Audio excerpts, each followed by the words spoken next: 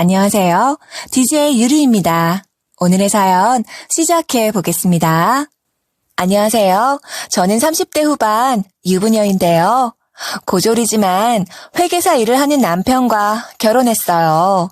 연애는 몰라도 결혼은 비슷한 사람끼리 하는 법인데 어쩌다 고졸이 전문직을 만나게 됐나 궁금하실 거예요. 일단 제가 고졸인 이유는 집안이 가난해서 한 푼이라도 더 벌려고 다른 사람들보다 사회생활을 일찍 시작했기 때문인데요. 19살 때 자산관리공사에 합격해서 남들 대학 다닐 때 인턴 생활을 시작한 거죠.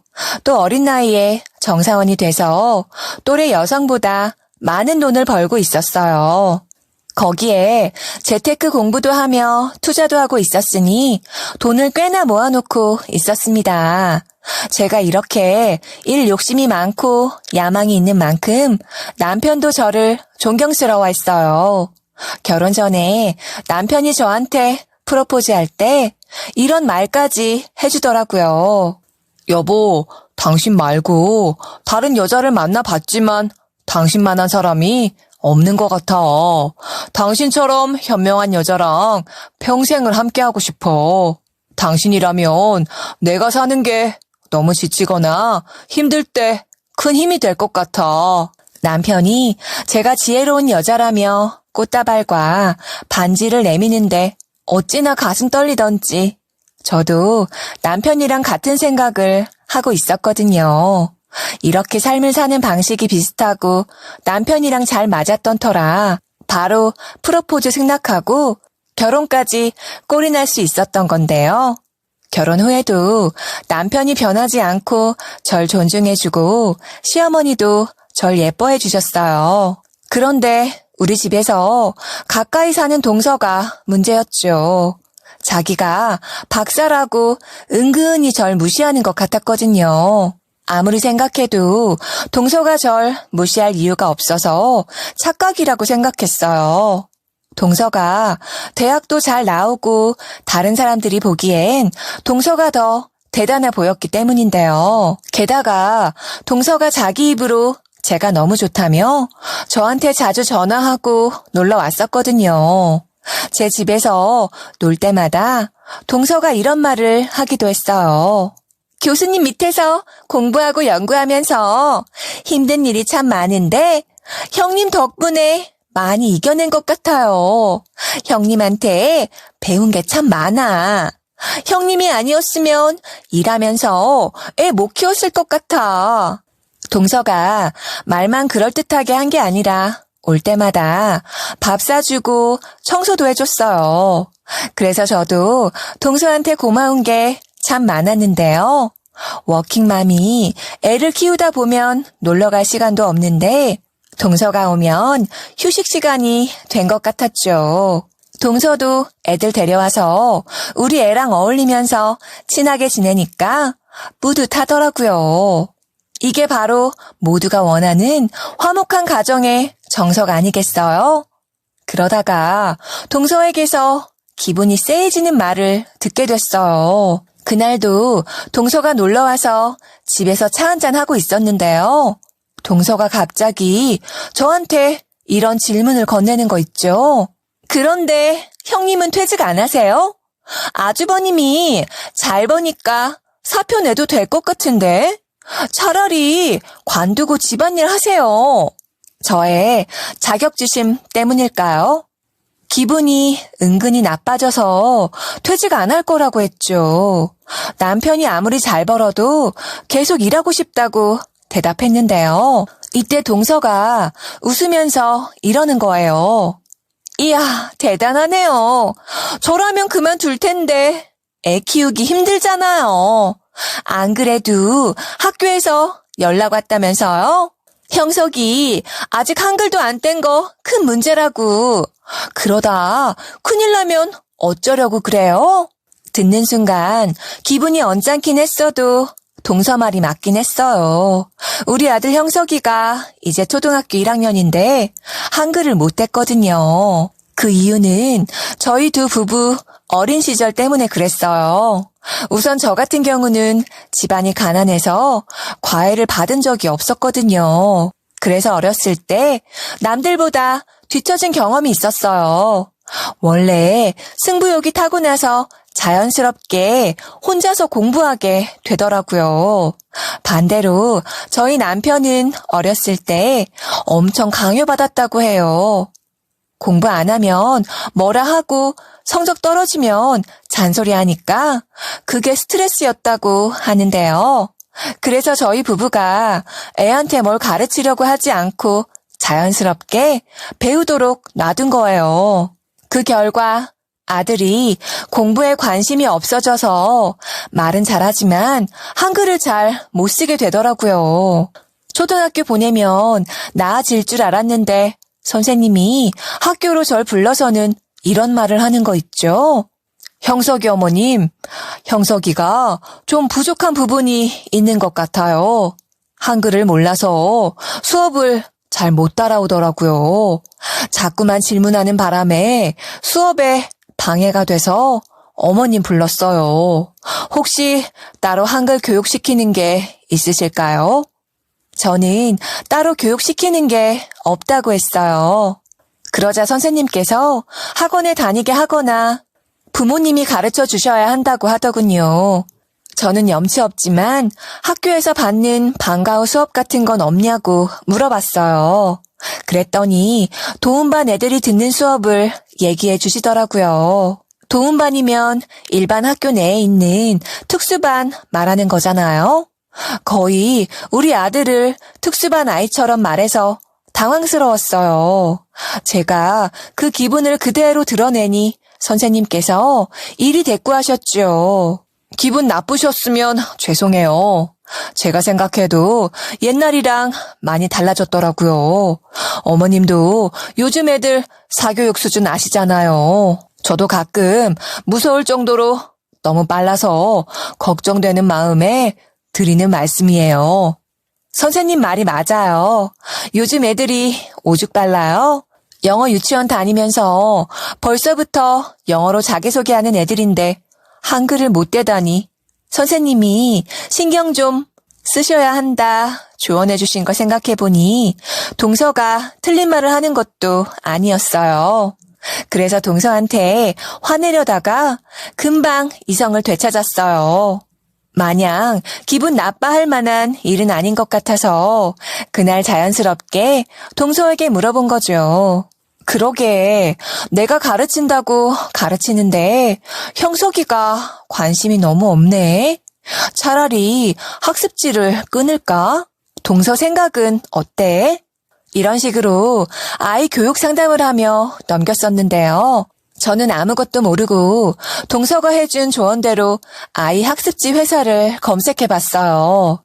그중에 한 군데에 전화해서 학습지까지 끊어버렸네요. 근데 그러면 안 되는 거였어요. 지금 생각해보니 동서가 절 건드려도 되는 인간인지 시험해 본 것 같더라고요. 초장부터 동서 기강을 제대로 잡아야 했는데 제가 아니랬죠. 부드럽게 동서 말을 받아줬다가 일이 터진 거예요. 평소처럼 일하고 있는데 아들 담임 선생님한테 전화가 왔어요. 형식이가 여자인 친구한테 심각한 장난을 쳤다는 거예요. 제가 그게 무슨 말이냐 했더니 시간 되시면 학교로 오라는 거 있죠? 상담이 필요하다는 말에 반차를 내고 학교로 향했어요. 학교에 가서 선생님께 무슨 일이냐고 물어봤거든요. 그런데 담임 선생님이 저한테 이러시는 거예요. 형석이 반 안에 늘 주의주시하고 있는 여자애들이 있거든요. 책상 서랍 안에 상한 우유를 넣고 터뜨리거나 애들 물건을 가져가 놓고 모른 척하는 일이 많은 것 같아요. 교과서에 낙서를 하고 칠판에 누구랑 누구 사귄다고 적어놓고 놀리기도 했대요. 담임쌤이 하는 말을 들어보니 그야말로 악동무리가 따로 없더라고요. 그 중에서 대장인 여자애가 또래보다 키가 크고 힘이 셌나 봐요. 형석이가 그 여자애랑 다투게 됐대요. 담임쌤도 다툰 현장을 직접 목격한 후에 저한테 전화를 하게 된 거였어요. 제가 죄송하다, 아무리 그래도 여자애인데 저희 애가 큰 사고를 쳤다 사과드리고 있었는데 갑자기 문이 쾅 하고 열린 거예요. 고개를 들어보니 바로 눈앞에 동서가 서 있더라고요. 제 아들을 괴롭힌 그 여자애가 동서 딸이었던 거예요. 동서의 딸이자 제 시조카인 진아는 정말 말괄량이었어요. 장난이 너무 심해서 어린이집 다닐 때도 어린 여자애들이 학을 뗐거든요. 진아랑 놀기 싫다며 도망 다니는 바람에 진아가 한동안 우울해 있었어요. 진아는 친하게 지내려고 장난을 친 건데 그 정도가 너무 심했던 거죠. 결국 동서가 혼자 다니는 진아를 걱정한 적이 있었어요.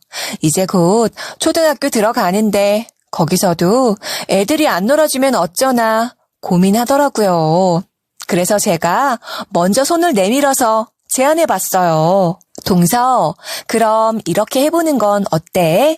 학교에 가서 형석이랑 진아랑 같은 반에 붙여달라고 하는 거야. 진아가 어린이집 적응하기 힘들었다고 하면 이해해주지 않을까? 동서가 제 제안을 듣고 너무 좋다며 시간을 내서 학교에 가보자고 하더군요. 그래서 곧바로 담임 선생님한테 전화해 상담 날짜를 잡아놓고 연차를 내놨어요. 동서랑 같이 학교에 가서 이야기해보니까 반응이 긍정적이더라고요. 아무래도 학교 측에서 진아가 친구들 사귀는 걸 어려워한다고 하니 우리 부탁을 들어주신 것 같았어요. 그래서 제 아들인 형석이와 동서 딸인 진아가 한 반이 된 거예요. 여자아이랑 남자아이인데도 서로 잘 붙어 다니고 어울려 놀길래 문제 없는 줄 알았죠. 우리가 방심한 사이 이런 일이 터진 건데요. 동서가 어떻게 우리 애한테 그럴 수 있냐 계속 사과하라고 강요했어요. 형님, 남도 아니고 시 조카잖아요. 같은 가족한테 어떻게 이러실 수 있냐고요. 저 이대로 못 넘기겠어요. 법적인 조치 취하기 전에 사과하셔야 할 거예요. 동서가 제 눈앞에 시 조카를 들이밀더니 그 어린 것한테 고개 숙이라는 말까지 하더군요. 심한 장난을 친 건 시 조카인데 동서만 피해자인 척 구니까 화를 냈죠. 아니 동서, 진아가 먼저 장난쳤다면서 왜 나한테 그러는데? 누가 보면 우리 형석이가 진아 못 살게 군 줄 알겠어. 나도 사과해야지만 동서도 사과해야지. 그런 식으로 나오면 안 돼. 동서가 그동안 저를 고졸이라고 무시하거나 대놓고 깔본 적 없었거든요. 그런데 동서가 이때 격분하면서 본성을 드러내는 거예요. 저한테 이런 막말을 하는 거 있죠? 뭐가 어쩌고 저째? 이런 걸 형님이라고 모셔보려고 한 게 내가 바보지. 고졸이랑 무슨 말을 하겠어? 이렇게 수준 떨어지는 것하고 지내면서 잘 지내보려고 노력을 했다니 나 참 어이가 없어서. 이러면서 그동안 자기 딸 때문에 참은 거래요. 제가 그래도 도움이 되는 것 같으니까 잘해준 거라고 하더군요. 그래서 제가 이렇게 소리치고 말았어요. 아, 그러셔? 그럼 나 이용한 거네? 그래서 그때 내 신경 살살 건드리면서 이상한 질문했구나. 나한테 형석이가 한글도 못 뗐으니까 차라리 사직서 내고 가정주부 하라고 했잖아. 기억 안 나? 그동안 내 앞에서 연기하느라 참 힘들었겠어. 고졸인 내가 얼마나 싫었을까? 얼마나 싫었음. 감히 이런 짓을 해? 동서한테 비꼬는 말을 했는데 동서 그것이 가만히 있었겠어요? 동서가 기다렸다는 듯이 더 심한 말로 맞받아치더라고요. 형님이 잘 알고 있네. 잘 알고 있으면서 왜 그렇게 행동하는데? 형님이면 형님답게 분수를 좀 알고 계세요. 나이 많은 윗사람이라고 해서 으스대지 마시고요. 하긴 지능 자체가 낮은 사람이니 뭘 알겠어요. 형님이 그러니까 애가 그 꼴이지. 동서가 이렇게 말하곤 가버리더군요. 그래서 제가 따라가서 학교 복도가 떠나가라 윽박질렀어요. 애들이 장난도 치고 싸울 수도 있지. 여기서 내 학력이 왜 나와? 동서, 나 앞으로 안 볼 거야? 나중에 후회할 짓 하지 마. 이렇게 선 넘어놓고 나중에 미안하다고 말하면 받아주지도 않을 거니까. 동서는 제가 호통치든 말든 시조카를 데리고 학교를 떠났죠. 동서의 실체를 알게 된 후로 너무 실망스러워서 앞으로 안 볼 생각을 하고 있었어요. 다음 날 회사에 출근해서 일하는데 일이 손에 잡히겠어요? 하루 종일 핸드폰만 쳐다보거나 손에 꼭 쥐고서 몇 번이나 고민했어요. 시어머니께 전화해서 뭐라 말씀드릴까 말을 고르고 또 골랐던 것 같은데요. 그러다 모임 생각이 났어요. 어차피 시댁 식구들이 정기적으로 만나는 날이 다가오고 있었거든요. 시어머니께서 다 같이 만나자 하면 동서가 있으니 안 갈 거라고 폭로하려고 했어요. 그런데 동서가 그새 어머님한테 가서 꼰질렀나 봐요. 주말에 갑자기 초인종 소리가 들리길래 인터폰을 확인해 봤거든요. 시어머니가 오셔서 얼른 문을 열어드렸죠. 갑자기 무슨 일이시냐 물어보니 어머님께서 이러시는 거예요. 경아한테 다 들었다. 형석이가 진아를 괴롭혔다며? 그런데 너는 사과 못하겠다고 고함 질렀니? 영 끊자고 바락바락 소리 질러서 무서웠다고 애가 울더라. 시어머니 말을 듣고 어이가 없었죠. 사실이 아닌 걸 뻔뻔하게 꾸며대서 어머님한테 말하더니 제가 진실을 이야기해드렸더니 시어머니가 한숨을 쉬면서 대꾸하셨어요. 역시 그럴 줄 알았다. 네가 괜히 소리 지르고 영 끊겠다고 하는 애가 아니지. 경아 걔는 왜 그런다니? 그렇게 안 봤는데 거짓말을 아무렇지 않게 하네. 이간질하는 애는 아닌 줄 알았는데. 어머님이 그러면서 이 이야기도 해주는 거예요. 경아 그것이 말하지 말라고 했는데 걔 하는 짓 보니까 말해야겠다. 손주들 반에 교수님 애도 있는 거 알고 있지? 형석이네 반에 교수님 애가 있는 건 동서한테 들어서 알고 있었어요. 교수님 애가 진아와 형석이네 반에 들어가게 된 이유가 따로 있었는데요. 동서가 일하는 연구실에서 미움을 받고 있었기 때문이었죠. 동서가 자기는 억울하다며 자기 유리할 대로 말하긴 했지만 속내가 뻔히 보였어요. 하는 말을 쭉 들어보니 동서가 연구실 과제에 참여해놓고 일도 안 하고 돈만 받아 챙긴 것 같더라고요. 같이 과제를 해도 자기 고집대로 하다가 교수가 왜 그랬냐 물어보면 다른 사람 탓을 하기도 했대요. 동서가 도대체 어떻게 말했길래 이런 짓을 저질러 놓고 뻔뻔하게 자랑한 거냐고요? 자기가 마치 피해자라도 되는 양 동서가 제 집으로 와서 이렇게 말했거든요. 아니, 형님이 좀 들어보세요. 이거 제가 잘못한 거예요? 같이 일하는 박사들이 저보고 그러는 거예요. 연구실 과제를 하고 있었는데 제가 참여를 안 했대요. 불만이 있으면 나한테 직접 말하면 될걸. 일도 안 하고 돈만 받아 챙긴다는 뒷담을 하는 거 있죠. 과제도 제가 생각이 다 있어서 리드하고 있었는데 지들이 무시했어요. 그래서 가만히 있었던 건데 그러더라고요. 교수님까지 걔네들한테 홀려서는 왜 그랬냐 따지시고 완전 찍혔어요. 어제는 교수님이 대놓고 왜 자꾸 실패하거나 잘못됐을 때 다른 사람 탓하냐고 뭐라 하시더라고요. 동서가 씩씩대면서 말을 막 쏟아내길래 이 당시에는 동서가 오해를 받나 생각했죠. 제 가족이니 최대한 좋게 고려해 준 거였어요. 그러나 모든 일이 다 끝난 지금 되짚어 보니 동서가 지 멋대로 씨부린 거였더라고요. 동서랑 같이 일했던 박사들이 너무 불쌍했어요. 얼마나 불쌍했는지 동서가 한 말 좀 들어보세요. 그뿐만이 아니에요. 잘나신 박사들까지 저한테 잔소리 하더라고요. 저보고 무조건 할 수 있다고 말하지 말라는 거 있죠? 결과물 개판으로 만들어 놓고 도망가지 말래요. 맨날 제가 핑계 댄다고 하는데 이거 집단으로 저 괴롭히는 거 아니에요? 직접 내 괴롭힘으로 확 신고해버릴까요? 이때 동서가 투덜대면서 자기가 너무 잘난 것 같으니까 시기 질투를 받는 것 같대요.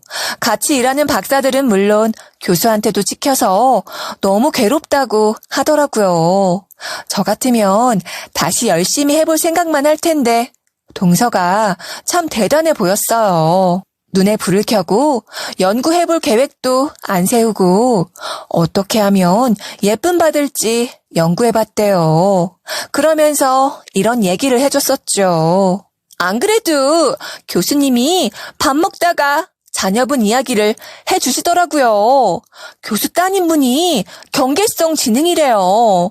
형님은 경계성 지능이 뭔지 알고 계시죠?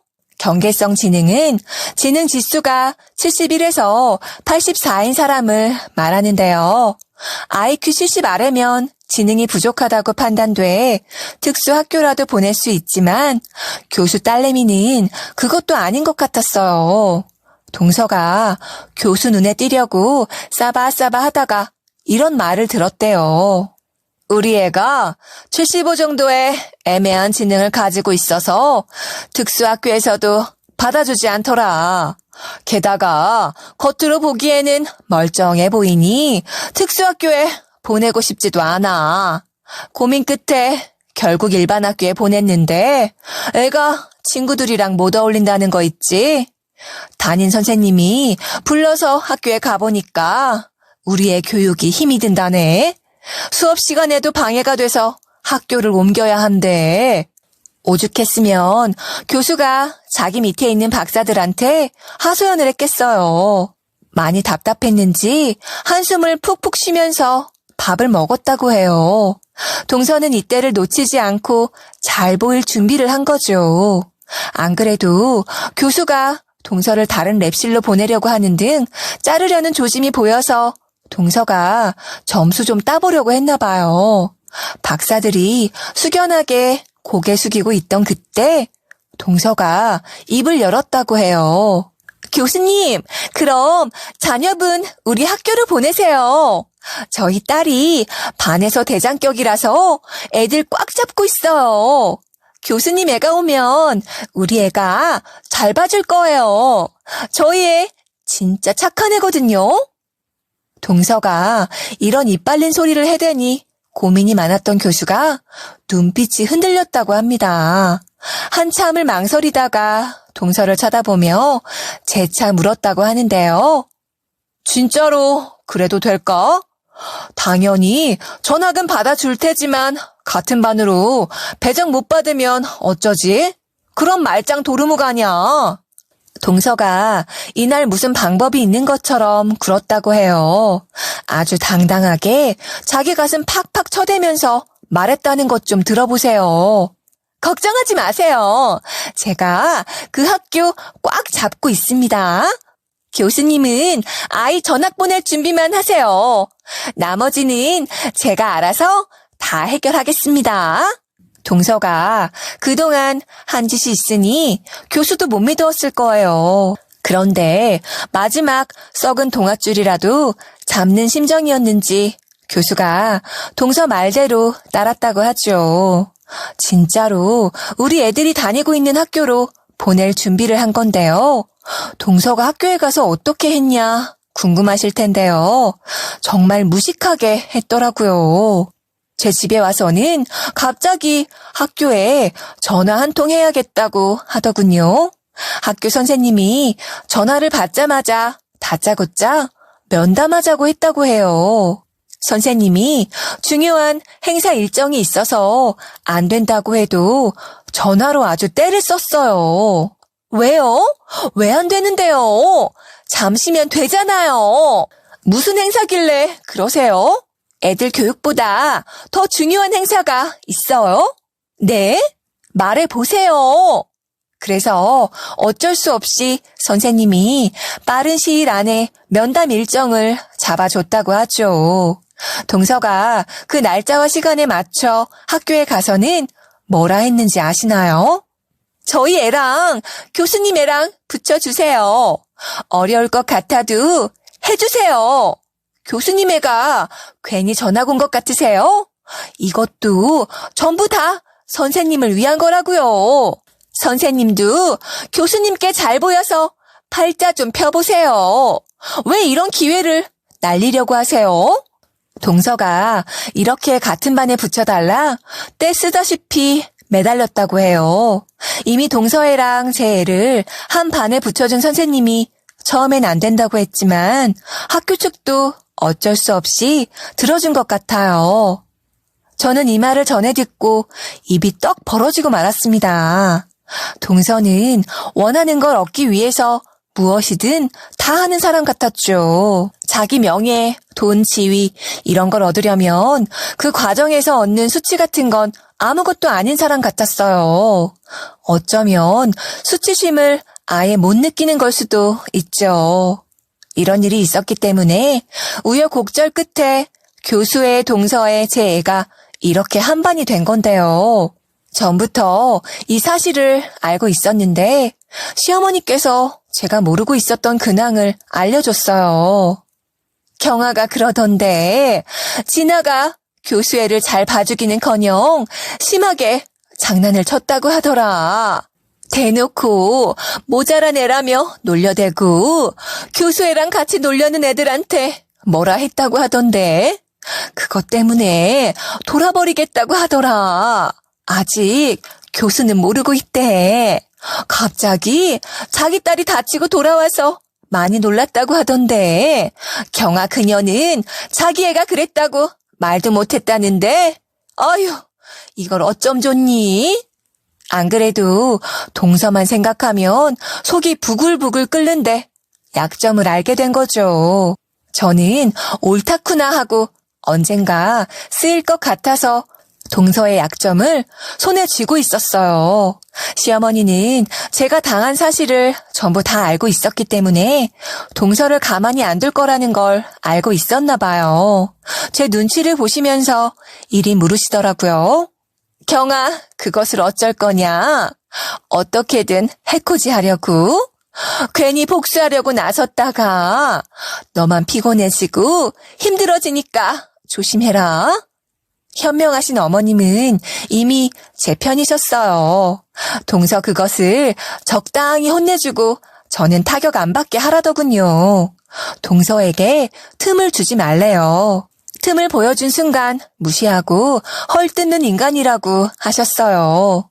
짧은 시간 안에 모든 걸 파악하신 시어머니도 이렇게 말씀하셨으니 이미 동서에 대해 알고 있었던 전 어쩌겠어요. 제 앞을 가로막는 건 아무것도 없었지요. 그래서 어떻게 했냐고요? 며칠 동안 혹시 몰라 동서의 교수와 연락할 방법을 찾아놓긴 했어요. 동서에게서 교수의 이름을 들은 적 있어서 검색을 해봤는데요. 학교 홈페이지에 연구실 전화번호가 떡하니 적혀 있길래 이거다 싶었죠. 동서가 한 번 더 선을 넘거나 제 애를 건드리면 끝이라고 생각했어요.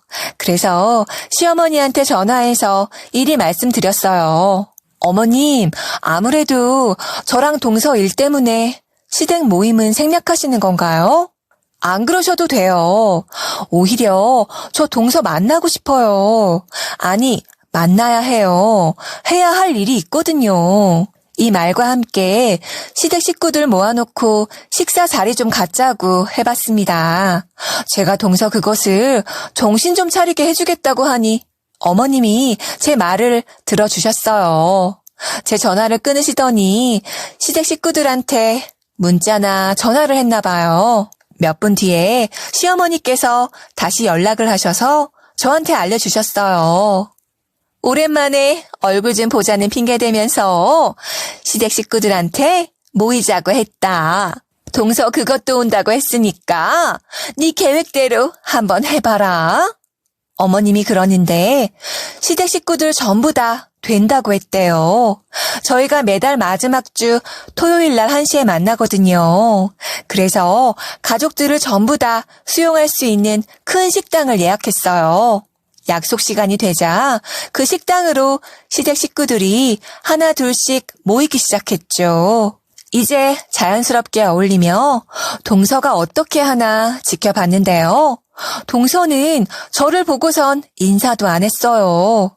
눈이 마주쳤는데도 고고하게 저를 쳐다보더니 피식 비웃더라고요.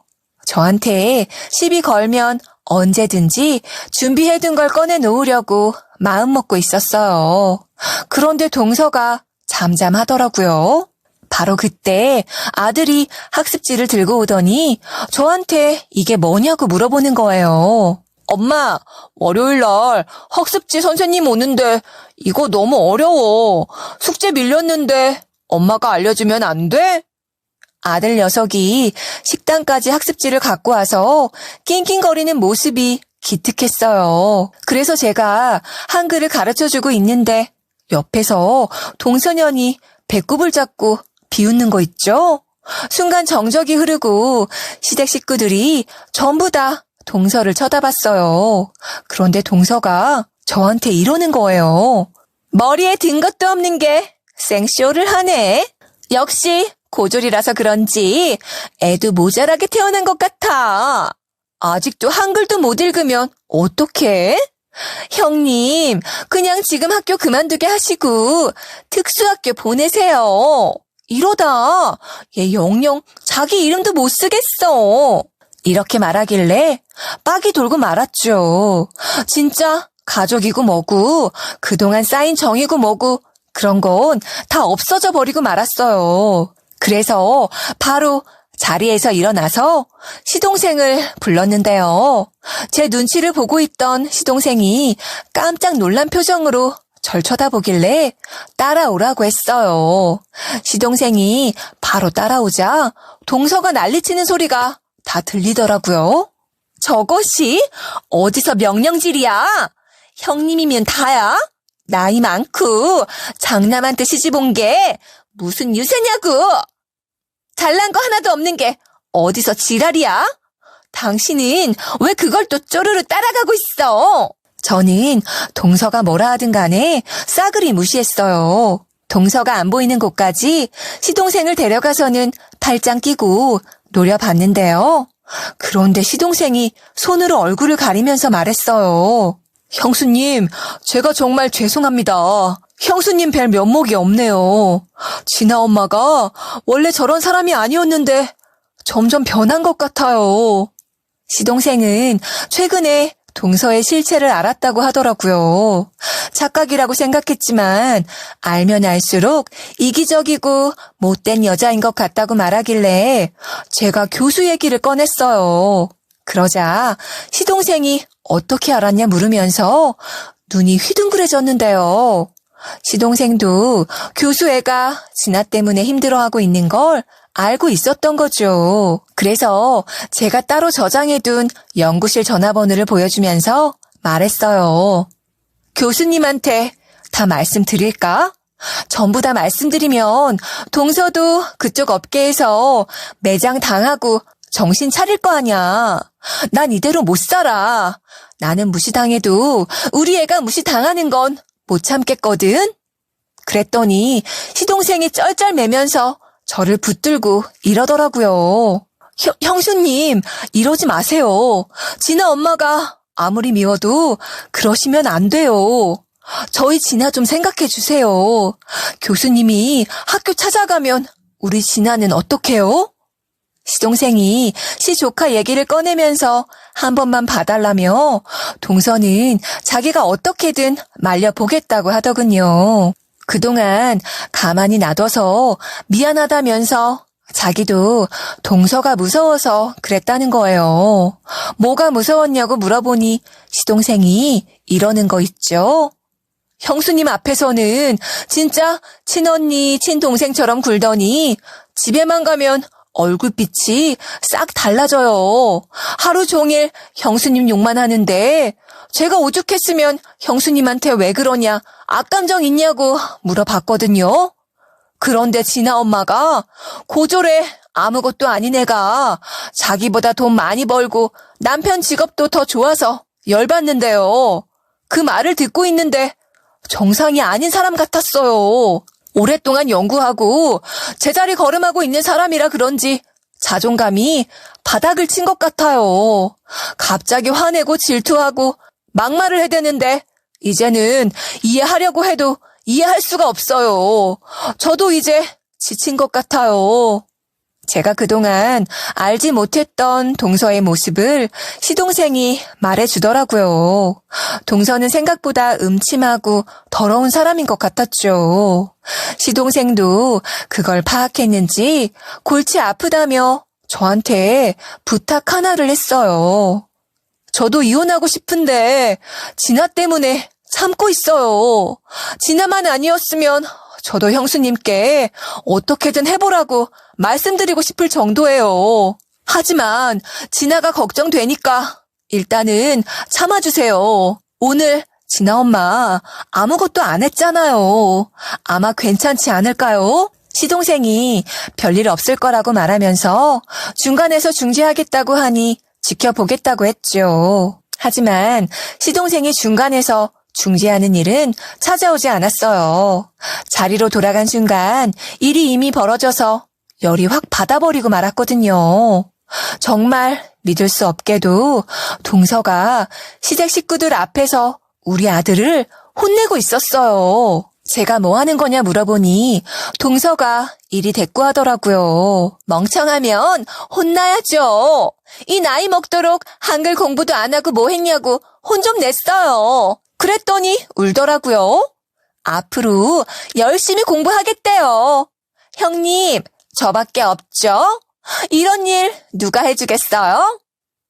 시동생도 동서의 막말에 중재는 포기했나 봐요. 바로 그때 시동생이 벌벌 떨며 제 정체를 말해주더라고요. 당신 지금 어쩌려고 이러는 거야? 형수님, 지금 다 알고 있어. 교수님 애가 진아한테 그런 짓 당하는 것도 알고 있고 교수님 번호도 알고 있다고. 동서년이 그 말을 듣자마자 얼굴이 하얗게 질리는 거예요. 그게 사실이냐 묻길래 제가 전화기를 흔들어 보이면서 말해봤어요. 왜? 믿기지 않아? 전화 걸어볼까? 내가 교수 연락처 하나 못 찾을 줄 알았어? 왜 이렇게 놀래? 내가 바보같이 당하고 있을 줄 알았나 봐. 그리고 진짜로 연구실로 전화를 걸어서 여보세요? 혹시 김필산 교수님 계시나요? 라고 말하기 무섭게 동서가 달려오더라고요. 동서가 제 앞에서 쓰러지듯이 바닥으로 풀썩 엎드렸어요. 제 바지가랑이를 잡으며 미안하다, 자기가 잘못했다고 사과하는 거 있죠? 자기가 선 넘은 것 같다고 용서를 구하길래 제가 딱 잘라서 말했어요. 나 동서 용서해줄 생각 없어. 1분 전까지만 해도 우리 애 무시하면서 혼내고 있었잖아. 그게 반성하고 있는 사람의 태도야? 전혀 뉘우칠 생각이 없어 보이니까 내가 교육시켜줄게. 동서가 맨날 책상에 앉아서 공부만 하고 연구만 하니까 세상이 얼마나 무서운지 모르지? 그런데 이제 알아야지. 언제까지 그렇게 살려고 그래? 동서가 제 말을 듣고 손이 발이 되도록 빌면서 울먹거렸는데요. 이제는 자기 입으로 자기 약점을 술술술 불더라고요. 형님, 한 번만 봐주면 안 될까? 나 이 교수님한테도 찍히면 죽도 밥도 안 돼. 예전에 다른 교수님한테도 찍혀서 랩실 옮겼단 말이야. 하기사, 이렇게 사람 무시하고 남한테 피해만 주는 동서를 누가 좋아하겠어요? 이러다 교수도 연구원도 못 되고 흐지부지 거지가 될 거라고 하길래 제가 웃으면서 얘기해줬어요. 동서는 거지 좀 되어봐야 돼. 그동안 갑질하고 피해준 걸 생각해봐. 그래야 깨닫고 사람들한테 공평하게 대해주고 잘해주지. 학력으로 사람 나누고 판단하다가 벌 받은 거라고 생각해. 이 말을 해준 뒤 동서가 매달리든 말든 수화기를 귓가에 가져다 댔어요. 다행히 그동안 전화를 안 끊고 동서랑 제가 하는 대화를 듣고 있었나 봐요. 그래서 제가 재차 김필산 교수님을 찾았어요. 처음엔 전화를 받은 박사가 질문을 하며 경계하더라고요. 무슨 일이시죠? 김필산 교수님은 왜 찾으시는 걸까요? 어디서 전화 주시는 건가요? 이 박사님도 동서랑 같이 일하고 공부하는 동료였을 거 아니에요. 동서한테 당한 게 많았을 테니 제 편으로 만드는 건 쉬웠죠. 바로 동서 이름을 말하면서 시원하게 설득해버렸어요. 오경아 박사님 아시죠? 거기 연구실에서 일하는 걸로 알고 있는데 오경아 박사님과 김필산 교수님 따님분과 관련돼서 드릴 말씀이 있어요. 김필산 교수님 자녀분이 학교에 적응을 못해서 오경아 박사님이 학교를 추천해 주신 거 들으셨을 거예요. 교수님 자녀분이 실제로 그 학교로 전학을 가게 됐어요. 그 후로 엄청난 일이 생겼고 폭로할 게 생겼거든요. 한마디로 오경아 박사님이 잘못하고 숨기고 있는 게 있으니까 지금 바로 교수님께 말씀드리는 게 나을 거예요. 제 말을 무시하고 끊어버리면 어쩌나 싶었는데 제 예상이 맞았나 봐요. 박사님들끼리 무슨 얘기를 하는지 수화기 너머로 오경아 오경아 하는 게 들리더라고요. 그러게 피해 안 주고 인생을 똑바로 살았어야죠. 이게 다 동서가 자초한 거예요. 잠시 뒤에 진짜로 박사님이 교수님께 전화를 바꿔줬어요. 무슨 일이냐 묻는 교수의 목소리가 들리자마자 준비해 놓은 말들을 쏟아냈어요. 오경아 박사님이 지금 실수하셨거든요. 박사님 자녀분이 편 가르기를 하며 교수님 자녀분을 힘들게 하시는 것 같아요. 그래놓고 교수님한테는 오히려 잘 놀아주고 절친한 친구인 척 구는 것 같더라고요. 교수에게 모든 사실을 다 이야기하니 동서 얼굴이 사색이 되더군요. 게다가 교수가 직접 만나서 얘기하자며 시간과 장소를 잡아버렸으니까요. 동서 몸이 완전히 무너져 내리며 인생 끝장났다고 꺼이꺼이 울길래 제가 아직 멀었다 해줬어요. 동서가 그게 무슨 말이냐 매달렸지만 무시하고 전화를 끊은 다음 시댁 어르신들께 인사드리고 먼저 자리를 빠져나왔죠. 그날 동서가 절 졸졸 따라다니며 그러지 말아달라 제발 부탁한다 빌빌대던 게 아직도 생각나네요. 제가 그동안 당한 게 있는데 이대로 끝나면 아쉽죠? 교수님과 잡은 시간대에 맞춰 교수실로 찾아가 봤는데요. 저는 교수님을 보자마자 이런 제안을 해봤어요. 교수님, 이대로 당하고만 있을 수는 없잖아요. 자녀분이 당한 게 있는데 모욕죄로 고소하자고 하는 건 어떨까요? 물론 진짜로 하는 건 아니고요. 사실 오경아 박사님이 제 동서거든요. 동서한테 당한 게 있어서 갚아주고 싶어요. 이번 기회에 제대로 정신 차리게 해주면 다음부터 이런 일도 없을 거고요. 8살짜리를 대상으로 모욕죄로 고소하는 것 자체가 성사가 될까 싶지만 동서한테 겁을 주기 위한 방법이었는데요. 교수가 제 제안을 듣고 그 자리에서 바로 동서를 불러내더라고요. 몇 분 뒤에 노크 소리가 들리더니 동서가 문을 열고 들어왔어요. 동서가 교수실에 있는 저를 보고 화들짝 놀랐죠. 말을 더듬거리며 제게 같은 질문을 계속 해댔어요. 형님이 왜 여기에 있어요? 무슨 일로 오신 거예요? 설마 그 일 때문에 오신 건 아니죠? 동서가 마른 침을 꿀꺽 삼키면서 제 대답을 기다리고 있길래 한참 동안 침묵을 지켜줬어요. 대략 1분 뒤에 천천히 입을 열어서 답해줬죠. 교수님이랑 같이 동서를 고소하든 시 조카를 고소하든 뭐든 하려고 상의하고 있었지. 왜? 어떤 죄목으로 고소할지 궁금해? 같이 논의해볼까? 동서가 어떻게 반응할까 예상해 봤는데 예측이 안 되더라고요. 욕하고 날뛸 줄 알았는데 동서가 통곡을 하며 소리쳤어요. 형님, 언제까지 이럴 거예요? 제가 그 정도로 잘못한 거예요? 사과했으면 된 거 아니에요? 고작 이런 이유로 사람을 사지로 모는 게 말이 된다고 생각하세요? 저는 동서가 한 사과가 사과 같지도 않아서 생각나지도 않았어요. 사과했으면 됐다? 사과가 무슨 만능인가요? 적반하장으로 화내는 것보다 더 열받는 반응이었어요. 제 예상대로 동서가 전혀 반성한 것 같지 않길래 교수님께 말씀드렸네요. 보셨죠? 이렇게 뻔뻔한 거. 교수님 속여놓고 뭐가 잘났다고 소리를 지르네요.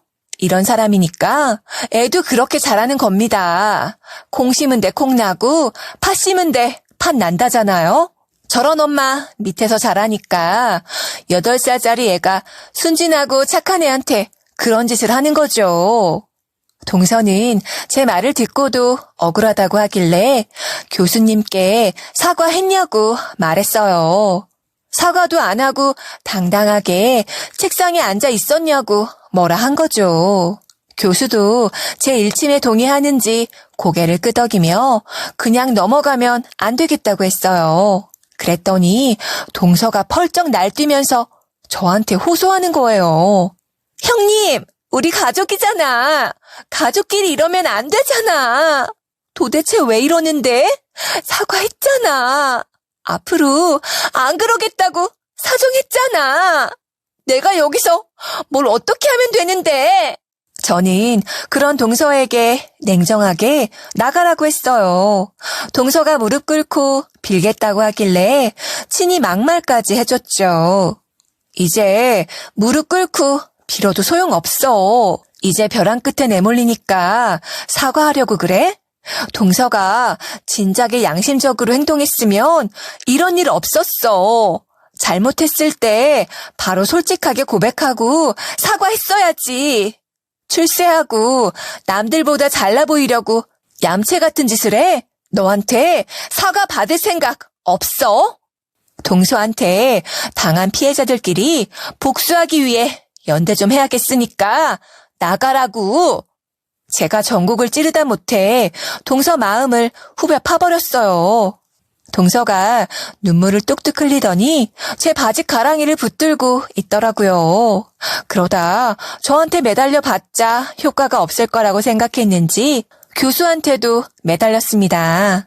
교수는 동서가 매달리자마자 지겹다는 듯이 일어섰어요. 정 교수가 괜히 나한테 보낸 게 아니었어. 그놈이 나한테 악감정이 있어서 그랬구먼. 이러지도 못하고 저러지도 못하고 눈엣 가시 같은 것이었는데 잘 됐네. 웬만하면 교수들이 박사들 안 자르는데 너 같은 것이 교수 되면 안 되겠어. 학생들 다 버리게 생겼으니까 알아서 다른 교수님 알아보든가 해. 교수가 동서를 교수도 뭣도 안 되게 대학원에서 평생 썩게 해줄 건가 봐요.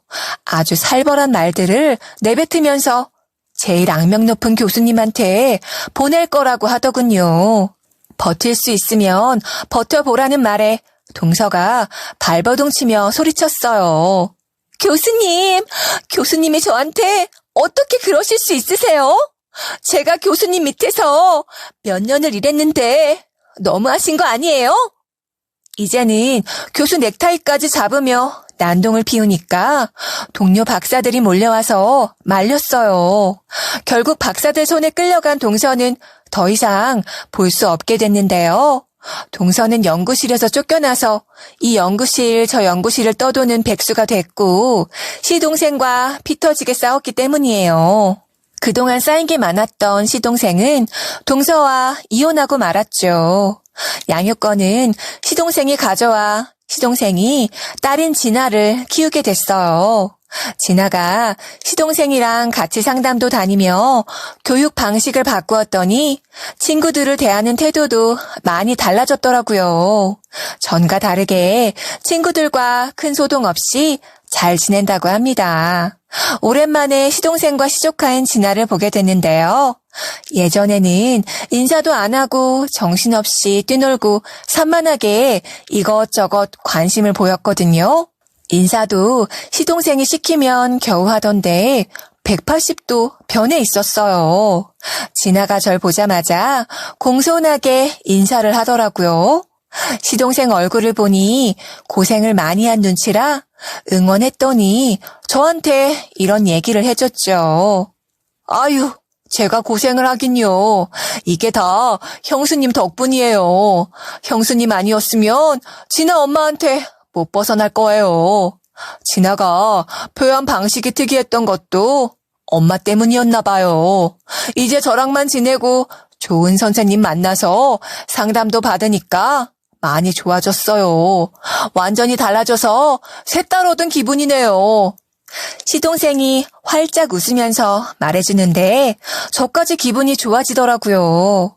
제가 교수님에는 어떻게 됐냐 물어보니 진아가 행동 교정이 된 덕분에 교수에도 빠르게 적응해 갔다고 해요. 너무 잘된 일이라고 하니 시동생이 말해주었죠. 진아가 좋아진 덕분도 있지만 형석이가 잘 챙겨줘서 교수님에도 적응을 한 거죠 뭐. 형석이가 있어서 가능했던 일이었어요. 안 그랬음 교수님 자녀분 또 전학 갔을걸요? 시동생이 절 너무 좋게 봐줘서 생긴 오해는 아니었어요. 제 아들 형석이랑 교수님 따님분이 절친이 됐거든요. 교수님이 학교를 통해 번호를 물어보셨는지 저한테 연락을 해오셨어요. 전화를 받아보니 이런 말씀을 해주시더라고요. 우리 희경이가 형석이랑 친해진 후로 많이 밝아졌어요. 덕분에 살았어요. 고마워요. 아이 문제 때문에 늘 조마조마했는데 이렇게 해결될 줄 몰랐네요. 애들끼리 친하게 지내는데 우리도 가깝게 지내보고 싶네요. 앞으로 연락하면서 지내도 괜찮을까요? 저는 당연히 괜찮다고 말씀드렸죠. 그날을 계기로 친분이 생긴 교수가 개인적으로 만나자는 연락을 하기도 했어요. 저 고졸이라고 무시하던 이전 동서 덕분에 교수 친구가 생긴 거죠. 얼마 전에 우리 애가 9살이 돼서 한 학년 올라가게 됐는데요. 교수님이 평소처럼 안부 전화를 하더니 한참을 뜸들이다 제게 부탁을 하더라고요. 이번에 저희 애들이 2학년이 되잖아요. 저희 애가 형석이랑 떨어지면 따돌림 당할까봐 걱정되는데 같은 반 해주시면 안 될까요? 만약에 허락해 주시면 제가 직접 학교 방문해서 말씀드려 볼게요. 우리 애도 교수 애를 좋아하기도 하고 절친이나 다름없어져서 교수의 부탁을 들어주기로 했어요. 설마 될까 하는 심정으로 기다리고 있었는데 이번에도 우리 애랑 교수 애가 같은 반이 됐대요. 그 후로 형석이가 교수님의 자녀분을 집으로 데리고 와도 되냐고 묻더라고요. 형석이가 친구를 집으로 데려오겠다고 한 건 처음이라서 의외였어요. 그때 교수님 애를 처음 봤는데 똘망똘망하게 생겨서 마음에 들었죠. 말도 생각보다 똑부러지게 잘했어요. 제가 형석이 어디가 좋냐고 물어보니까 이렇게 답했거든요. 형석이는 다른 애들이랑 다르게 착해요. 애들이 놀리면 맨날 막아주고 말려요. 장난쳐도 그만해주라고 하니까 좋아요. 제 아들이 칭찬받았는데 왜 제 기분이 좋을까요? 우리 아들은 쑥스러워서 막 다른 방으로 달려가는데 저만 입꼬리가 절로 올라가더라고요. 어른들 싸움으로 인해 제 아들한테 의도치 않게 좋은 친구를 만들어준 것 같았죠. 그렇게 며칠이 흘렀을까요? 교수도 자녀 고민이 없어진 게 제 덕분이라며 얼마 전에 제 생일이라면서 비싼 그릇 세트를 사주시더라고요.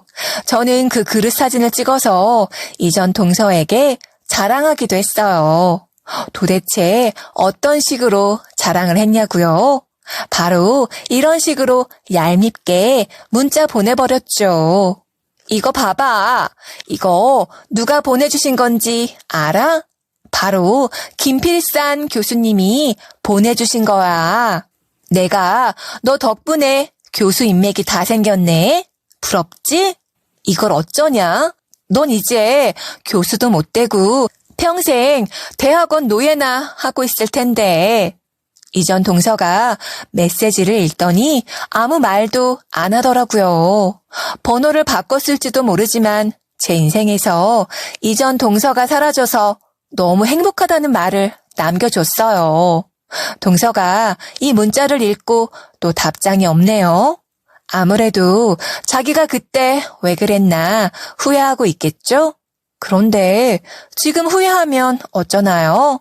자기보다 못한 사람 무시하다 벌 받은 건 되돌릴 수 없으니까 평생 괴로워했으면 좋겠네요.